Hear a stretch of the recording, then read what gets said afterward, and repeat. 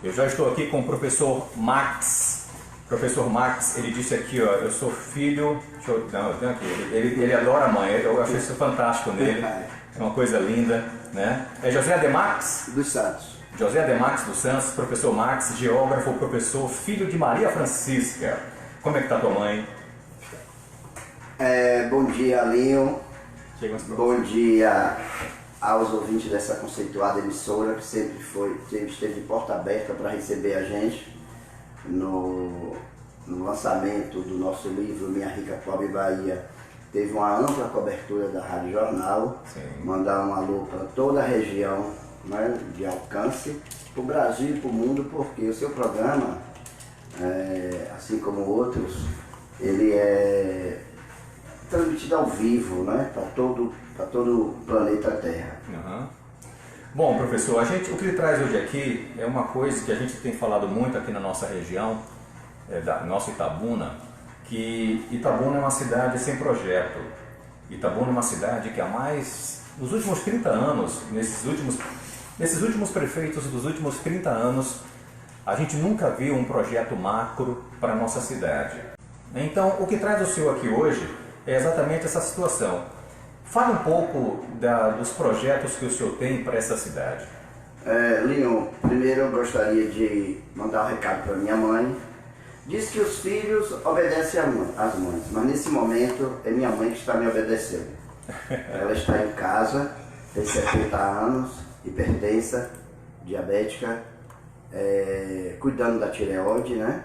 Então eu estou praticamente enclausurado com a coroa.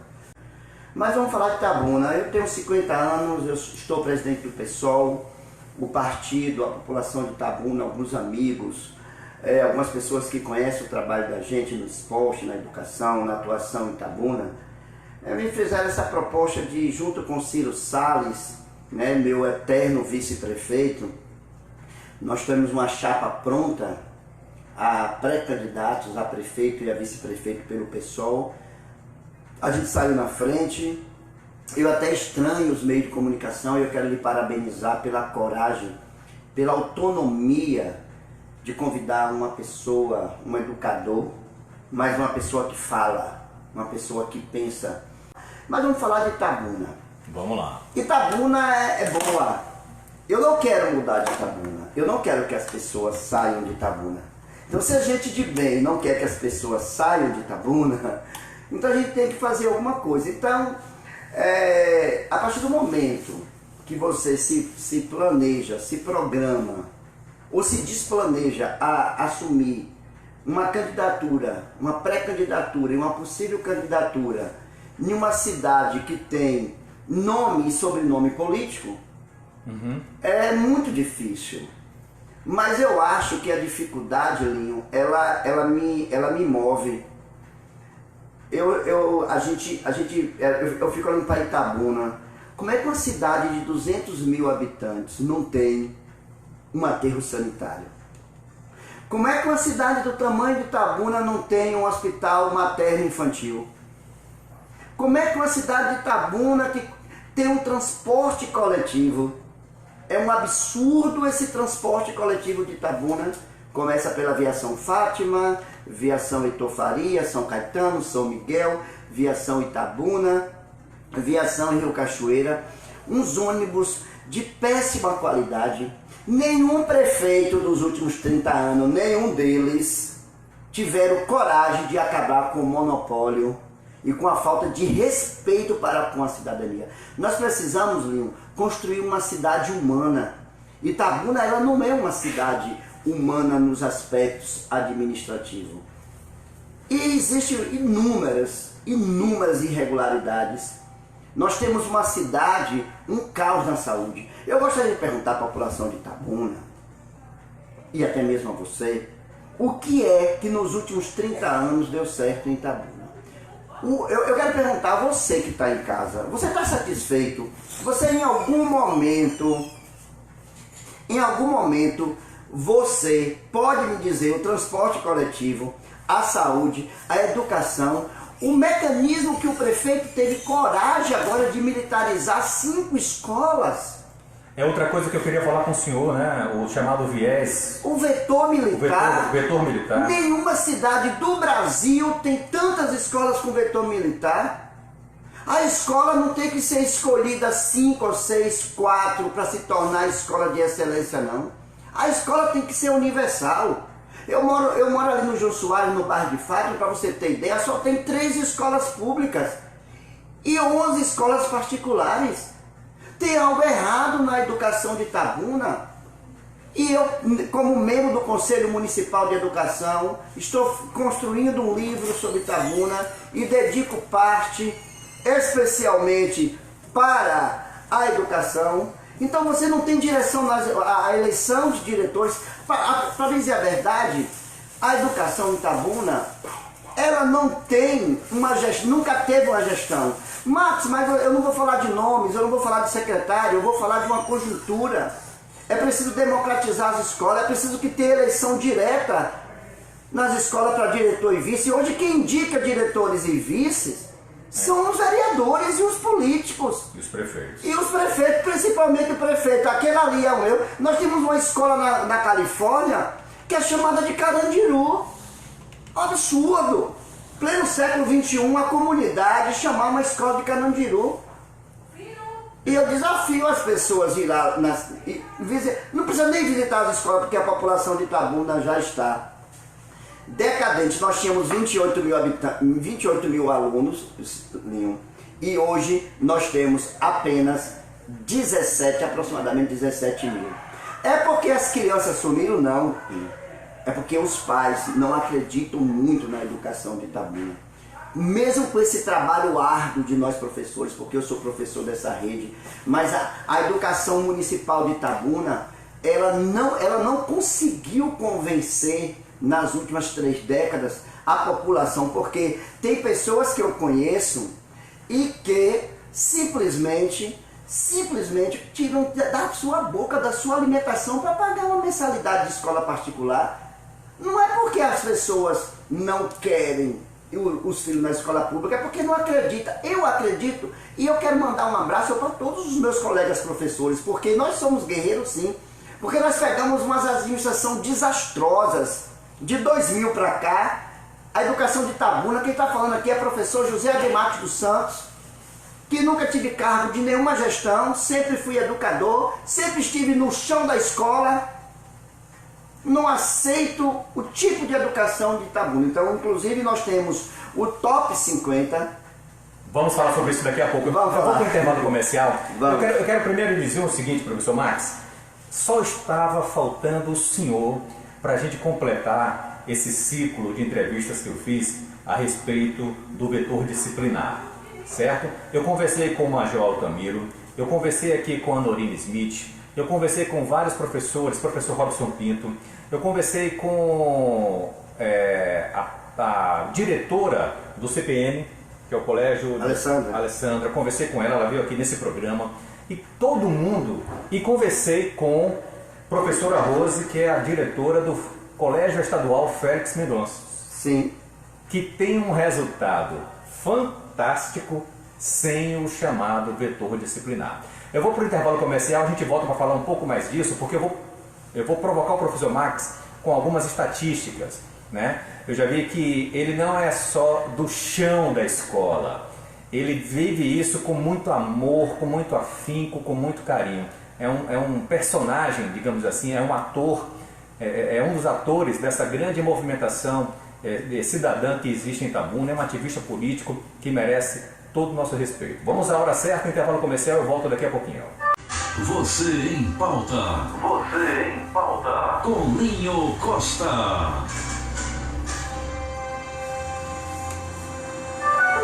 Hora certa. 11 horas e 37 minutos, hora certa do Você em Pauta da Rádio Jornal. Eu estou aqui com o professor Max, geógrafo, professor da rede municipal e estadual também? Sim. Há 30 anos. Vou completar agora, dia 23 de abril. Quando passa os cachorros nem late mais. Não, vem pra cima ainda. Professor Max, a gente estava conversando aqui em off e eu prometi tentar provocar-lhe uma empatia, que é o seguinte: por que, na visão de algumas pessoas, o vetor disciplinar faz tanto sucesso e tem sido, digamos assim, a saída de alguns governantes municipais de tentar transformar essa educação. Existem estatísticas que dizem o seguinte, em Itabuna há uma estatística de que gasta-se mais de R$500 por mês por aluno matriculado hoje na escola. E tem uma outra estatística que é o seguinte, a quantidade de professores que existem com a quantidade de alunos é o mesmo que 12 ou 15 alunos por professor. E fora isso, professor, os resultados, sempre que os alunos são testados, os resultados são ruins. A gente vê resultados nacionais, testes internacionais, aonde prova que esses resultados não são bons. Crianças e adolescentes que não sabem escrever direito, não sabem fazer uma conta direito, ou seja, as coisas básicas de português e matemática são muito mal avaliadas, certo? Fora isso, tem a questão da violência. A violência nas escolas tem sido uma coisa absurda. Tem até um psicólogo que fez uma brincadeira, né, dizendo assim, os pais varrem os alunos para as escolas e lá os meninos ficam dando cadeirada nos professores. Agora, com essa questão da pandemia, que todo mundo está ficando em casa, os pais têm que aguentar e suportar seus próprios filhos e estão procurando consultórios de psicologia para dizer, eu não aguento ficar em casa com os meus filhos. Ou seja, a gente tem, na verdade, professor, um grande problema social, no meu ponto de vista, de ausência de políticas públicas nesse contexto. Aí vem a escola do vetor disciplinar com resultados de avaliação fantásticas nos pré-vestibulares, nos Enems da vida, e isso enche os olhos de qualquer pai. O Colégio Mean tinha pouco mais de 300 alunos, hoje com o vetor disciplinar parece que tem mais de 1.000 matriculados. Então, professor, é esse o cenário que um leigo vê, é esse um cenário que as pessoas que não estão no dia a dia das escolas, no chão da escola, como o senhor bem fala, vê como é que, ou seja, então eu faço duas perguntas. Como é que a gente vai conseguir vencer esses dados, certo? E o que é que deu errado nessa metodologia antiga que não tem o vetor disciplinar? Linho, eu começo com minha experiência própria. Quando eu entrei no município de Itabuna, me enviaram para a Escola Novo Horizonte. Maria José Ferreira, a diretora, uma pessoa maravilhosa, mas de repente sai minha remoção para a Escola João Alves Araújo, na Nova Califórnia. Fiquei um período lá com o Marildo Xavier, trabalhando com o projeto Bebê Educar, mas muda de gestão, me mandam para Maria Pinheiro. Aí muda de gestão, me mandam para Bananeira. Fui lá trabalhar na Bananeira. Muda de gestão, me levam. Aí o professor Carlos do CAI que me convidou, fiquei um período de 8 anos. Depois de lá, Lio, que ali o CAI que atende a população do Godaíma, da Baixa Fria, do Invasão de Carlito. O pessoal do Jardim Primavera não estuda no CAI, que os filhos das pessoas do Jardim Primavera... Como assim? 1% da população do Jardim Primavera, onde está localizado o CAI. Isso. 1%, quem está dizendo aqui é um professor, 1%, e minhas colegas, coordenadora, a Graça, Paula Kátia, e todas as pessoas sabem que a clientela do CAI, ao qual eu trabalhei 8 anos, sim. Esse 98% a 99% não moram no Jardim Primavera, porque eles passam por cima da escola, ou vão estudar escola particular, ou iam para as escolas estaduais. Depois de lá, quando eu fui fazer o mestrado em São Paulo, em cultura afro-brasileira, eu sou mestre em cultura popular, quando eu retornei, disse, você vai para o Brasília Baraúna, lá no São Roque. Do Brasília Baraúna eu fui parar no IMEA. Fui triste e fui alegre porque eu precisava conhecer. E eu vou lhe dizer agora o que é um vetor militar, na minha concepção de educador, de ser humano. Qualquer proposta de governo que venha a simplesmente, por meio disciplinar, tolir o direito do cidadão de ter o seu corpo, a sua identidade, é terrível. Você não tem que escolher uma ou duas escolas para que seja modelo de educação. Você não pode simplesmente pegar uma cidade como Itabuna, eu disse isso nas audiências públicas, um desses majores... Altamiro, não? Não, é outro. Olhou para mim lá no centro, no teatro, no dia da audiência, e disse assim, você entende o quê? Você é que não entende de nada, eu estou dizendo para vocês, policiais militares, vocês não entendem de educação.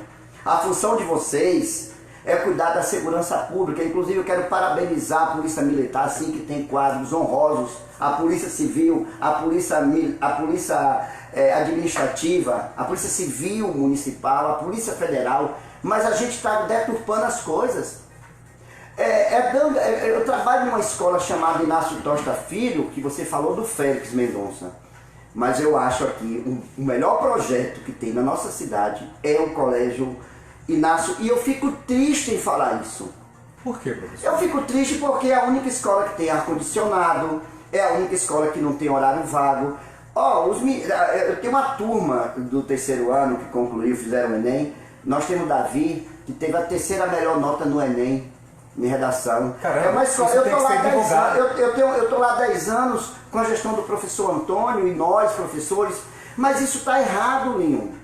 Isso tem que ser divulgado, a gente já sabia disso. Tudo bem, tem que ser divulgado. É uma escola que quase 18 alunos passaram na UESC. Porque só ficam falando mal? Não é mal, não. É por isso que o projeto militar é segregador, é seletivo. A educação tem que ser universal. A educação tem que ser um direito de todos. Eu estou lá no Inácio Tosta Filho, uma escola que não falta merenda, uma escola que não tem confusão, uma escola com data show em todas as salas. Eu não escrevo mais no quadro. Os meninos hoje, minhas atividades, 80% das minhas atividades são via internet, são digitais, mas parece que eu não estou falando de Itabuna, mas está errado o que eu estou falando. Porque não tinha que ser só, tinha que ser todas as 11 escolas. Inclusive eu quero dizer aqui que o modelo estadual, o modelo municipal, daqui a pouco eu volto para o Vetor, é um desastre em Itabuna. Pronto. São 7 escolas fechadas no governo do PT. A escola Rotary, a escola Carlos Salério, a escola Heraldo Tinoco, a escola que eu fui Rotary, a escola Josué Brandão, a escola Ciso. Escolas estaduais. Todas as escolas. Linho, são 7 escolas fechadas. São quase 68 salas de aula e o governo vem agora com desatino. Dizer que vai construir uma escola com 35 salas, isso falta planejamento. Não tem que acontecer como aconteceu com o teatro aqui em Itabuna. O prefeito disse, eu quero pagar um débito de Candinha Dória e eu vou construir o teatro do Sá. Pelo amor de Deus, tem que ouvir a comunidade, as gestões não podem ser mais assim. A Itabuna precisa efetivar os conselhos. Verdade. E o Conselho da Juventude, eu gostaria, que convida os pais. O perfil que eu tenho é esse. Eu não colocaria um filho meu no colégio militar de Vetor, jamais, porque eu não gostaria que a identidade do meu filho... E eu estou dizendo agora, eu estou fazendo a pesquisa, eu estou com 23 alunos do IMEAN, de 9º ano, que passaram para o 1º ano do Inácio. Apenas 2 disse para mim aqui, eu provo, viu? Eu provo. Só apenas 2 disse para mim que queria continuar no IMEAN. Porque os meninos, eles são... O cabelo... O corpo fala. É ruim você estar numa sala de aula. Eu sou professor, quero parabenizar os monitores, viu? Todos os monitores do IMEAN, inclusive o trabalho da professora Wildes, junto com a professora Tana e o corpo pedagógico, todos fazem um bom trabalho. Mas o que eu enxergo de longe é não militarizar. Você tem que dar condições. Só tem 3 quadras cobertas de 98 escolas do município. Tem escolas, nós temos 22 escolas em Itabuna, alugadas, em condições. Eu não vou citar o nome de escola porque eu não gosto de denegrir a imagem da escola. Eu tenho que falar desse poder público, é que esse prefeito, ele não gosta da educação. Os vereadores de Itabuna, a maioria, 17 vereadores, nunca foram numa escola para denunciar. A gente precisa de uma Itabuna humana e começar a humanidade com uma educação. Porque Itabuna não precisa de uma marreta, Itabuna precisa de uma caneta, porque quem constrói cidadania é uma caneta. Verdade. São projetos. Bem lembrado. Marreta destrói. Marreta corrói, destrói o ser humano. A gente precisa ver, Linho, outra coisa. Ó, os pais estão... nós perdemos algumas coisas, mas eu tenho 30 anos de sala de aula, eu nunca tive um problema com um aluno. Tudo bem que eu vejo relatos e fatos, mas eu acho que Deus e a misericórdia de Nossa Senhora de Fátima me protegeu para não ter problema com alunos. Eu fui trabalhar na Nova Califórnia com Jussão, com Bico do O senhor rodou a cidade inteira. Rapaz, eu fui levado pela cidade, porque primeiro eu me respeito como educador. Quando é que as pessoas são ouvidas? Eu quero fazer uma pergunta para as pessoas que estão ouvindo. Quem foi chamado alguma vez para decidir alguma obra em Itabuna?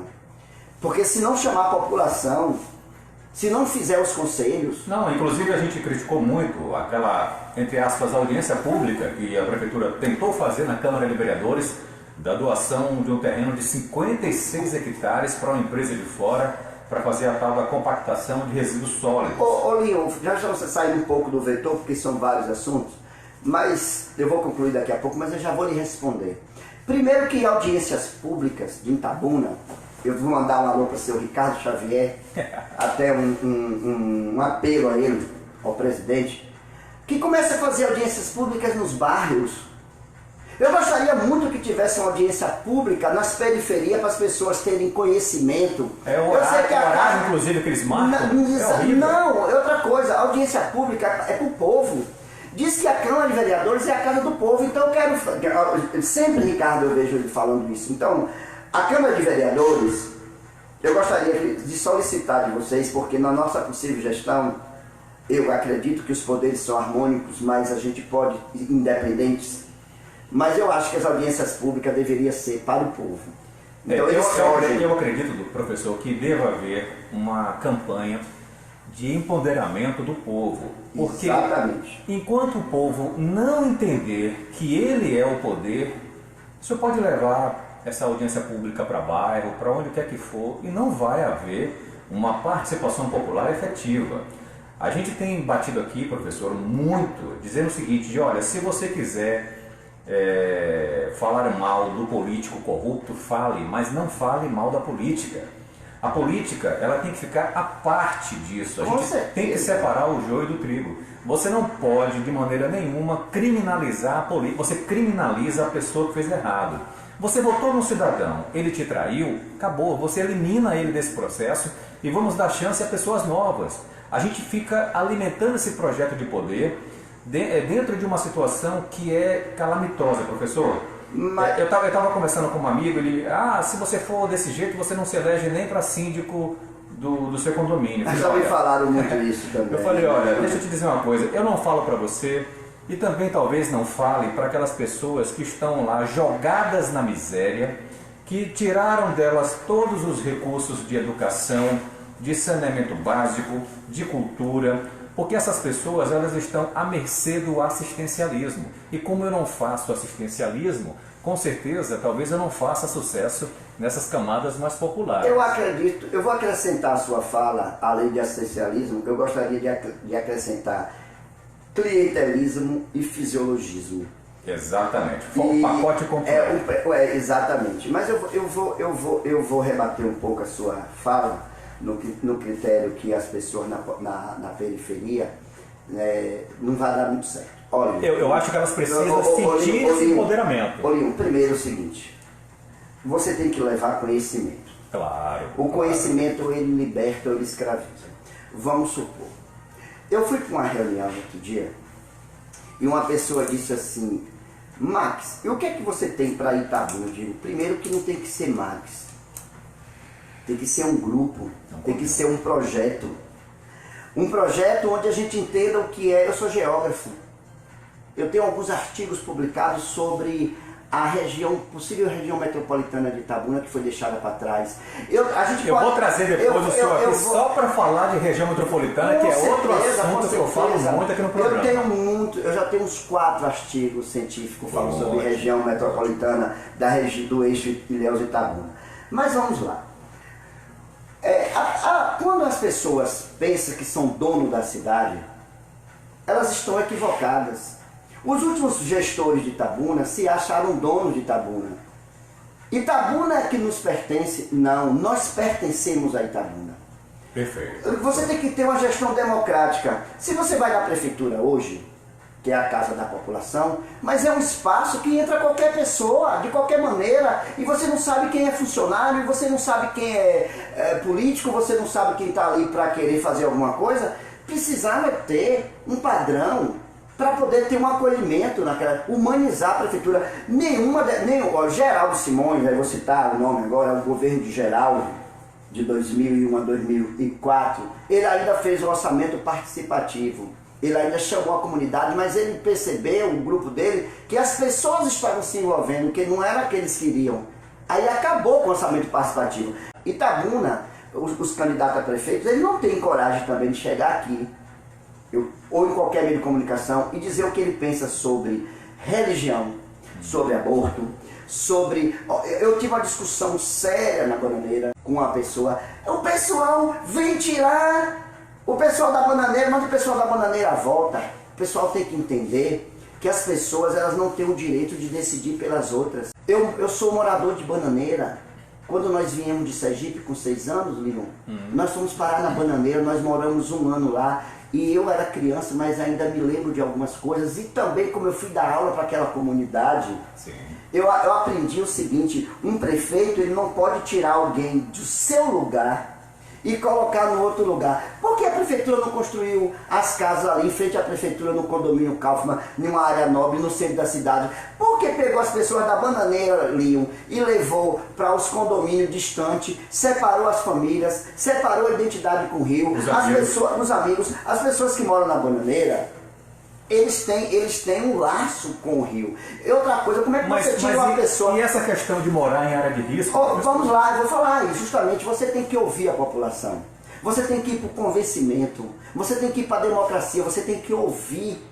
Porque não tem que chegar forças externas e tirá-las dali. Porque elas escolheram. Eu tinha uma alternativa. Aquele aeroporto nosso, que não é aeroporto, que já deveria ter um aeroporto entre Itabuna e Ilhéus, para acelerar o processo de duplicação. Aquilo ali, então, não vai vingar. Não vai vingar. Então o que acontece? A população da Bananeira, ela poderia, o prefeito e sua equipe gestora, porque aqui em Itabuna é assim, o prefeito mandou, o prefeito não manda, o prefeito executa. Quem manda é a população, são as pessoas que devem decidir. Então, por que não construir as casas ali onde é a pista e urbanizar o leito daquele rio? É porque quem mora na Bananeira usa muito o bairro Romanto para tudo. Não, mas é outra coisa. Então, talvez seria, a melhor opção seria essa, unificar os dois bairros. Tirar as pessoas dali, do beira do rio. Mas eles têm que entender, a população da Bananeira, eles não pagam esgoto. São pessoas que foram deixadas pelo processo de vazio de bruxa e água. Então, eles são relegados ao léu. Mas aí chega alguém como Salvador da Pátria dizendo que vai dar uma moradia digna. Por que essa pessoa que diz que vai dar moradia digna não vai morar nesse lugar que ele passou para a população da Bananeira? Entendeu? Tem que ter muito cuidado. Está pedindo muito, professor. Não, mas eu sei que eu posso estar pedindo, eu estou apenas ilustrando que as pessoas, elas querem decidir pelas outras. Por que não pegou o Gabriel, o São José? Porque se a gente está gestando, se o pessoal está gestando Itabuna, nós não iríamos permitir jamais esse processo de Minha Casa Minha Vida no formato que é aqui em Itabuna. É de segregação. A palavra é segregação. Se você não dá às pessoas posto médico, escola, comércio, o bairro não vinga. Eu quero entrar nessa conversa de vocês. Por favor, senhor. Porque se o vice-prefeito não fala, né? Fala sim, você fala. Para quem ainda não vice, fala, né? Pois é. Vocês estão tocando aí na Bananeira. Eu estive na Bananeira hoje pela manhã. O Rio Cachorro está enchendo. As Bananeiras desceu tudinho, limpou tudinho, né? Tá tudo encalhado ali. Em frente àquele edifício Maria Leandra, Praça ali, Ponte do São Gaetano, aquela praça ali da... Já começou a encalhar. Já começou a encalhar ali. Aí conversando com eles, por que não houve essa atenção de vocês ir para as casinhas? Já que você tocou no Geraldo Simões, ele conseguiu 160 famílias para colocar na região das casinhas. Sabe quantos construíram até hoje? 330. Essas 330 casas, esse dinheiro está na caixa e ninguém foi atrás. Por quê? Por que não conseguiu construir mais 330 para chegar a 660? O que foi programado? Esse dinheiro está no bolso de quem, senhor Costa?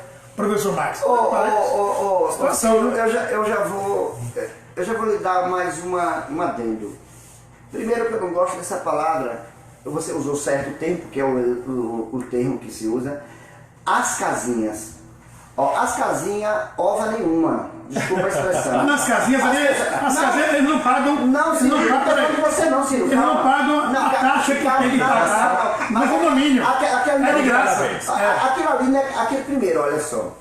Para os outros, entre aspas, com poder aquisitivo, se faz casa, faz Minha Casa Minha Vida lá no Mas tem que pagar, tem que pagar. No São Judas, mas as pessoas pagam. Eles pagam se for justo e se tiver uma moradia digna. Mas a bananeira não tem dinheiro para pagar. Não tem. Essa é a realidade. Eu vou dizer que uma coisa, não tem porque Itabuna não gerou emprego nos últimos anos. Ô Ciro, existe uma coisa macro.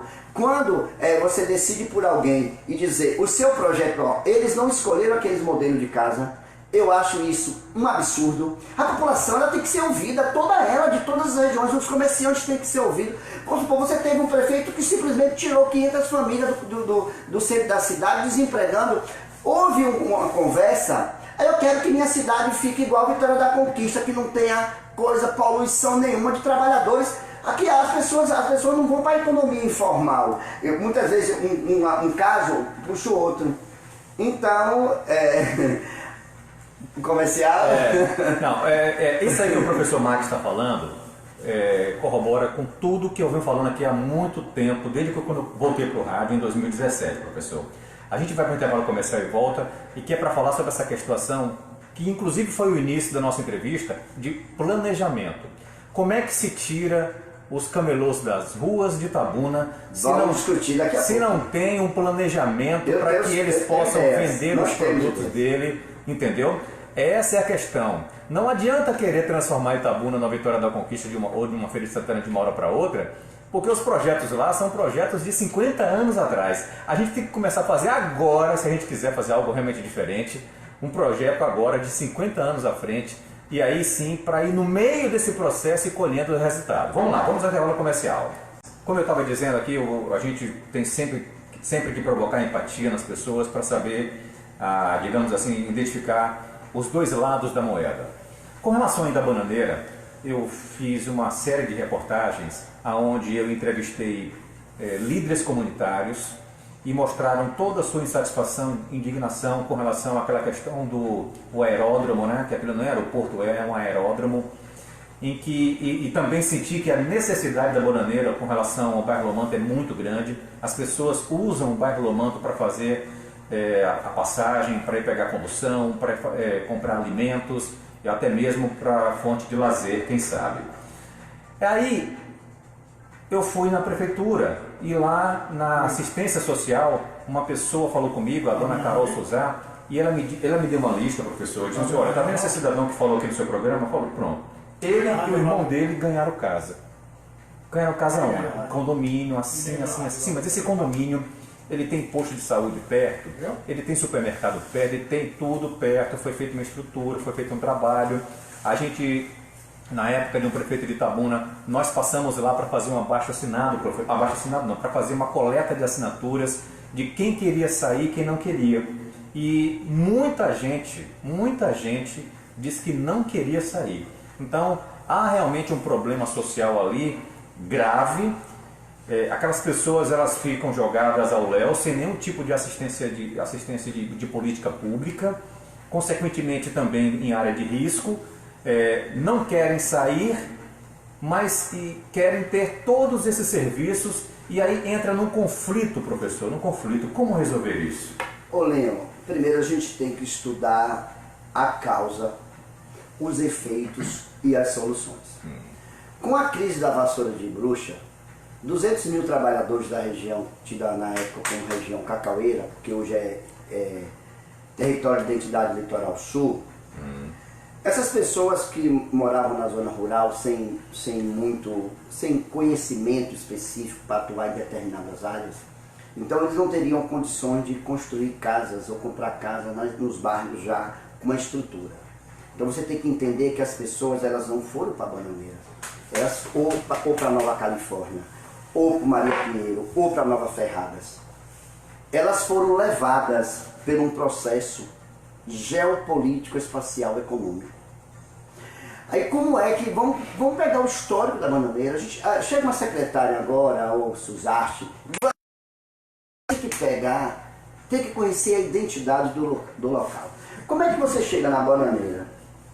Tira as pessoas e levam para Nova Califórnia, constrói barraco e diz, vocês vão morar aqui como foi feito na gestão do atual prefeito lá atrás, na década de 80. Foi. Se não me engano, sem planejamento nenhum, até hoje não tem asfalto. O bairro vai fazer 35 anos e não tem saneamento básico, não tem nada. Então, como tem uma creche que tinha lá, uma SOS criança foi abandonada, a quadra quebrada. Então, se você como é que você tira? Primeiro, você falou uma coisa muito séria. As pessoas da Bananeira têm um vínculo econômico e afetivo com o bairro Lomanto. E com a Nova Itabuna também. Exato. Aí o pessoal saiu um pouco da Bananeira e construíram um novo Lomanto, ou foram para o bairro Santa Catarina. Então, se você tem que entender como é que eu tiro metade da minha família de um lugar e levo para um lugar sem estrutura nenhuma tão distante. A pessoa teve a tendência de voltar, algumas permaneceram por falta de opções. Então o que falta na gestão é ter um planejamento macroeconômico, um planejamento de lazer, um planejamento de cidade humanizada. Não tem. E aí o que é que acontece? Eu vou repetir aqui de novo, você não tem o direito de tirar as pessoas dos lugares que elas têm identidade. Vou falar com o Suzarte, as pessoas que moram, colega de prefeitura, elas não pagam ali taxa de esgoto, elas não pagam nada porque elas têm quase renda, a maioria são do mercado informal. E aí, quando você coloca ela no condomínio, que ela passa a pagar passagem, que ela passa a pagar conta de água, conta de luz, e que a feira fica distante, e as coisas ficam distantes, então essas pessoas elas acabam vendo um prejuízo, porque tirar R$200 de uma pessoa, dona Suzarte, que ganha um salário mínimo para a senhora, ou para mim, até que não é muito relevante, mas uma pessoa que mora ali, que vive do salário mínimo com 4, 5 pessoas nas casas, é muito dinheiro. Então não se remove pessoas, se constrói ideias, se constrói futuro, se planeja. Professor, digamos que o senhor seja o prefeito da cidade de Itabuna e que o senhor tenha artifícios legais de transformar aquele aeródromo na Nova Bananeira, num bairro totalmente estruturado. Uma vez sendo feito isso, e essas pessoas queiram voltar para a beira do rio, ou outras pessoas novas ocupem os espaços que vão ficar vazios na beira do rio, como é que se resolve isso? Olha, existe uma coisa chamada plano diretor urbano que não é seguido em Itabuna. A partir do momento que você vai mexer em residências, você tem que ver o que preconiza o PDU. O PDU. Quem falou sobre isso aqui foi... Que o PDU foi criado na gestão Marcelo. de Ubaldo Dantas em 1984, porque eu falo no meu livro Itabuna 30 anos sim ou não.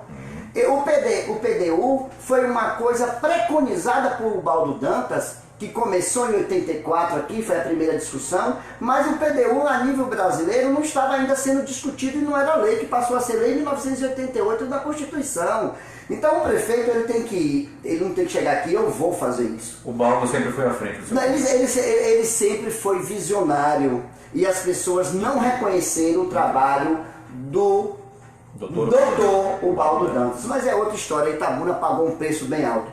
Quando esses gestores assumiram Itabuna, os últimos 4 gestores, Itabuna era a terceira cidade mais rica economicamente, certo que teve a crise da vassoura. Hoje nós estamos em 9º. Teixeira de Freitas posa 5 aviões por dia. Eu tô indo lá para chegar na bananeira. Então, quando você faz um projeto econômico a médio e longo prazo, porque você é prefeito de 4 anos, você coloca um grupo, inclusive eu gostaria de deixar bem claro que nós não vamos lotear Itabuna. Vamos analisar as coisas. As pessoas da periferia, Itabuna é uma cidade injusta com a população da periferia, porque é ela que toca os serviços. Então nós temos que levar para os bairros. Bom dia, boa tarde, é sua vez quem fala. Alô? Quem está falando? Boa tarde, está falando com o Pedro Melo. Oi Pedro, diga aí meu querido. Tudo bom? É uma denúncia aqui, meu irmão. Eu quero deixar aqui um recado para que a assistência social da Prefeitura de Itabuna tome providência num senhor que está ali no estádio Lina Filho, debaixo da marquise, com o rosto inchado, o nariz sangrando, com fome, com frio, e deitado no papelão já tem muitos dias. Eu passo ali, estou levando alimento para esse homem e já somei as autoridades e ninguém fez nada. Entendeu?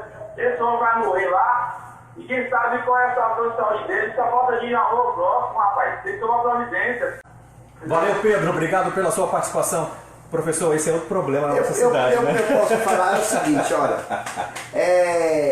Isso é um campo a Constituição, importante. Ela vetou os hospitais manicomiais, hospitais que cuidavam de pessoas com dependência química, e fechou o São Judas. Foi. Mas, em contrapartida, tem um Aí, projeto maravilhoso, que CAPS. é o CAPS. CAPS AD tipo 3. Eu vou explicar por quê. Até hoje sem concluir. Nós temos uma obra ali em frente ao 15º Batalhão na Kennedy, que ela foi iniciada em 2015, para ser entregue em 2016. O que é um CAPS AD? Eu estudei bastante saúde e gostaria de dizer para esse senhor que esse espaço lá começou no governo passado e nesse governo simplesmente tapou os olhos e é ali onde se atende. Para você ter ideia, tem que ser obrigado a atender 24 horas. Mas também tem aquela UPA, ele poderia ir para uma UPA lá no São Caetano. E tem um espaço, o que é aquilo? Dentro do estádio de futebol. Ali é o NASF. Ali é uma... CREAD de transferir de lá do Ciro, primeiro a gente tem que falar do... É o centro de reabilitação. Não, veja bem. Existe ali o NASF. Dentro do NASF existe outras políticas. O que é o NASF? É o núcleo de atendimento da saúde e da família. E que abarca as outras políticas. Não, é bem assim não. É assim. Eu vou dizer isso com propriedade. Certo. Tem os postos médicos, que é a porta de entrada, que é a atenção primária. Exatamente. E tem os hospitais. Quando você nos postos médicos não dá conta, o NASF vai dar conta. Porque vai ter vamos supor, não tem um pediatra nesse momento no posto da Califórnia. Aí o NASF é obrigado a ter um pediatra atendendo 24 horas. Então ali vai folgar os hospitais e tem políticas permanentes. Agora, a Prefeitura Municipal não efetivou o Conect SUS.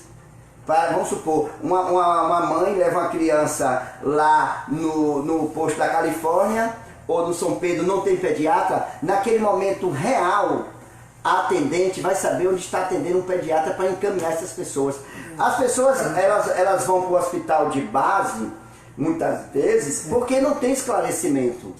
Agora, eu gostaria de vir no seu programa só para falar sobre saúde pública e gostaria que você convidasse o Dr. Isaac Neri. Eu gostaria que você convidasse o Dr. Mangabeira para me discutir com os dois políticas públicas de saúde.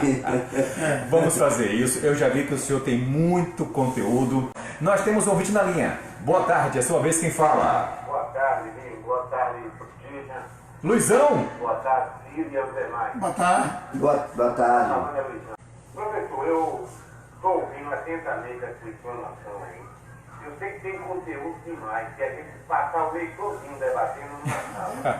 Mas eu gostaria de saber se você tem um projeto para a questão de transporte coletivo de Itabuna, porque me diga alguma coisa, me chama muito. Liga aqui, ó. Obrigado, boa tarde.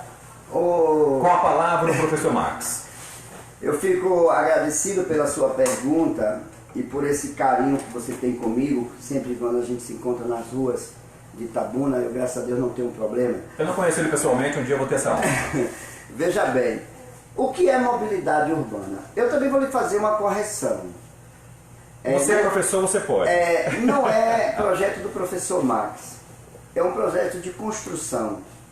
Um projeto de construção de mobilidade urbana.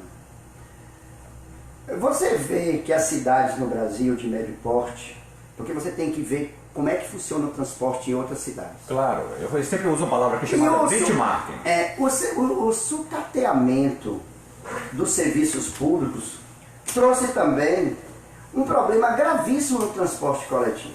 Eu vou elogiar agora o prefeito Claudivane Moreira Leite, que fez o melhor projeto de desenvolvimento de mobilidade urbana da América Latina, na minha opinião. Um plano muito bom que não foi colocado por forças maiores que o impediram de colocar em prática. Itabuna não pode mais ficar com aquela rodoviária onde está ali.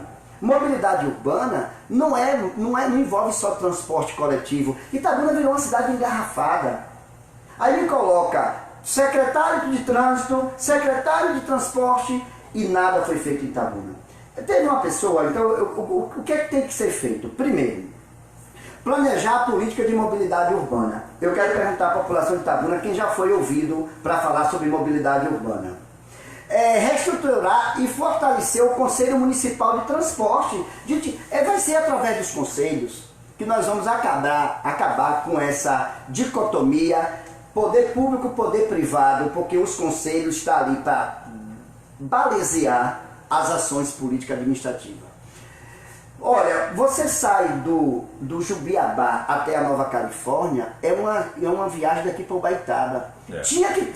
Tem que construir o transbordo, e na concessão pública, a empresa que ganha a licitação, porque é uma máquina de ganhar dinheiro... A estação de transbordo. A estação de transbordo.